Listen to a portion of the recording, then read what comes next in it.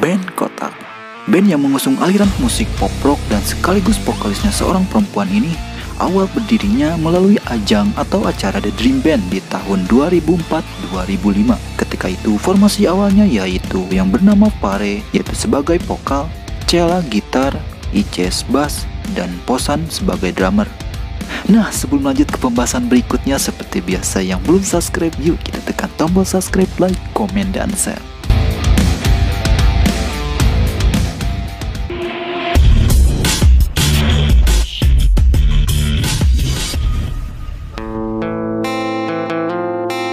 Awal mula tepatnya pada tanggal 27 September 2004 pada saat digelarnya audisi oleh TV7, band ini lahir berkat dipromotori oleh seorang personel Kahitna yaitu Dodi yang menjadi produser bagi mereka. Nah, saat itu dilakukanlah audisi untuk membentuk format band baru di Indonesia yang terdiri atas drummer, gitaris, bassis, dan vokalis. Audisi tersebut cukup mendapatkan respon banyak musisi remaja yang ingin mencoba peruntungannya di industri musik. Sebanyak kurang lebih 400 orang vokalis, 170 bassis, ratusan gitaris, dan ratusan drummer menjejali tempat audisi tersebut. Setelah melakukan audisi dengan mempertimbangkan berbagai format penilaian, akhirnya terpilihlah 2 vokalis, 2 bassis, 3 gitaris, dan 2 drummer. Musisi muda terpilih itu kemudian diramu lagi menjadi 2 band, yaitu band Kotak yang personelnya 4 orang dan band 5 yang personelnya 5 orang. Nah, filosofi nama Kotak sendiri yaitu memiliki arti 4 sisi dan 4 sudut yang bersatu menjadi bangunan kotak. Hal itu menggambarkan tentang 4 orang yang berbeda tetapi bersatu dalam satu wadah musik. Setelah anggota band mereka telah terisi melalui hasil audisi, dalam album The Dreams Band 8 awal munculnya band Kotak terdiri dari 4 personel yakni Pare, Cella, Ices, dan Posan. Lalu mereka merilis single perdana mereka yaitu berjudul Sendiri. Sebenarnya ini ada di album kompilasi Kotak, pertama kali Kotak ngeluarin album ya Sel? Ya Bang, judulnya Sendiri. Ini lagu ini siapa yang nyiptain? Tadi Sela udah ngomong, cowok udah ngomong, sekarang gantian nih si Posan Tobing nih Bang. Lagu Sendiri siapa yang nyiptain? Gimana cara proses pembuatannya? Dulu lagu Sendiri itu yang ciptain Pare, vokalis kita yang pertama. Sebelumnya lagu itu ada di kompilasi. Dulu nama kompilasinya itu kalau kita bisa bilang The Dream Band ya. Kompilasi The Dream Band. Itu banyak teman-teman dari Dream Band juga, satu perjuangan, satu angkatan. Pokoknya ada banyak band, ada teman-teman Kapten, ada Ize segala macam. Lagu Sendiri itu ada di album kompilasi yang ciptain Pare. Gitu. Setelah itu mereka merilis album perdana mereka bersama label HMR yang terdiri dari lagu Terbang, Hilang, Kau Pilih Dia, Saat Kau Jauh, Damai Hati. Gak ada angin, gak ada hujan. Di antara tahun 2006-2007 vokalis band ini yaitu Pare memutuskan untuk keluar. Ngomongin soal Pare yang bernama lengkap Julia Angela Lepar, atau ada juga yang nyebut Angelia Julie Lepar. Ya, intinya namanya itu. Beliau lahir pada tanggal 30 Juli tahun 1983 di Jakarta. Beliau lebih populer dengan nama Pare, adalah mantan vokalis dari Kotak. Sekarang dia solo karir dan lebih sering off air. Nah, dulu Pare juga sempat menjadi vokalis band gospel Born Again dan juga vokalis bandku. Dia juga sempat berkolaborasi dengan Asbak Band di lagu Buka Semua. Kembali ke topik awal, saya ingin di balik layar aja. Sulit buat saya untuk selalu di depan jadi frontman. Tapi saya nggak akan ninggalin Kotak begitu aja. Kapan aja kalau diminta tolong, saya pasti bantuin Kotak. Misalnya buat bikin lagu, buat aransemen atau lainnya. Tutur Pare. Meskipun berat tapi setelah memahami betul alasan Pare, ketiga personel Kotak lainnya merelakan Pare untuk keluar. Dan tak perlu waktu lama untuk mereka mencari vokalis baru. Tak lama kemudian Tantri dipilih sebagai vokalis baru dengan suara rocknya yang khas.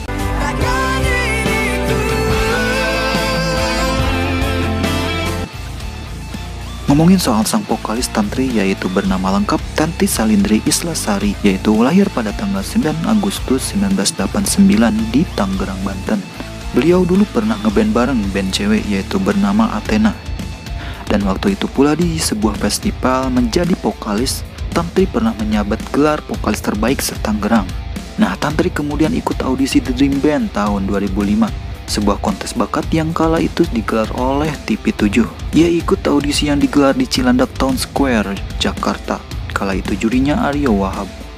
Walau sempat gugup, ia lolos audisi belakangan di Dream Band tahun 2005. Lalu ia bergabung dengan band Ares. Nah, di sini sempat pula cinlok atau cinta lokasi dengan vokalis Angkara Band, yaitu Richie.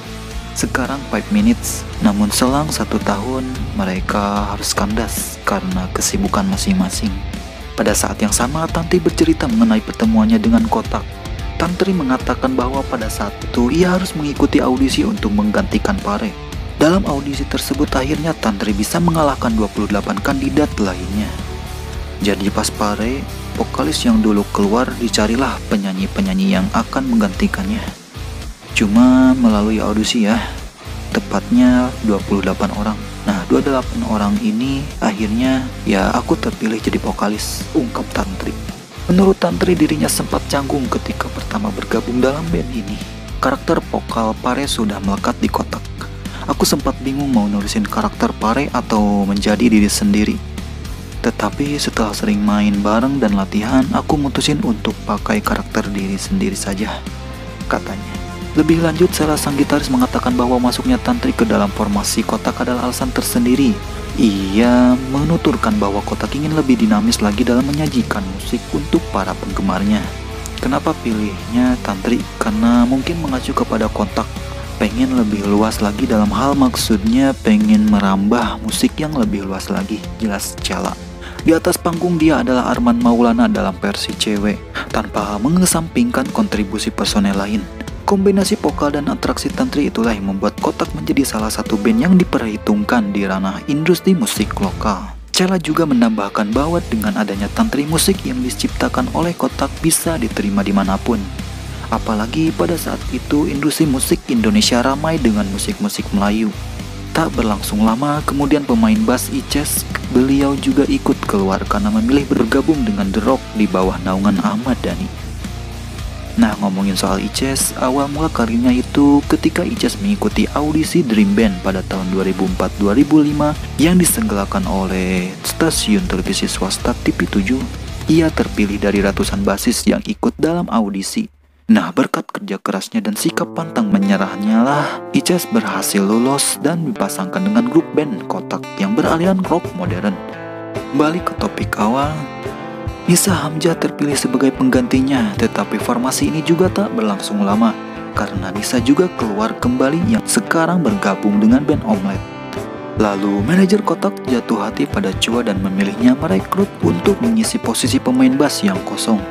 Setelah formasi mereka sudah cocok, mereka langsung merilis album kedua, yaitu pada tahun 2008 dengan nama Kotak Kedua.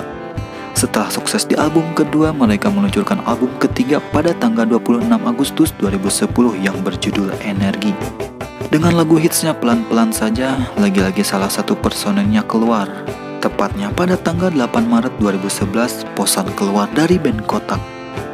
Drummer yang sudah bermain bersama Kotak selama 7 tahun itu resmi meninggalkan Kotak yang kini hanya tersisa Cella, Tantri, dan Chua. Peraih drummer terbaik versi SCTV Award ini menolak alasan keluar dirinya dari Kotak karena adanya konflik internal. Menurut Posan, dia sedang fokus dengan Winner, band side projectnya miliknya. Selain itu, Posan sedang sibuk menangani band bernama The Sign.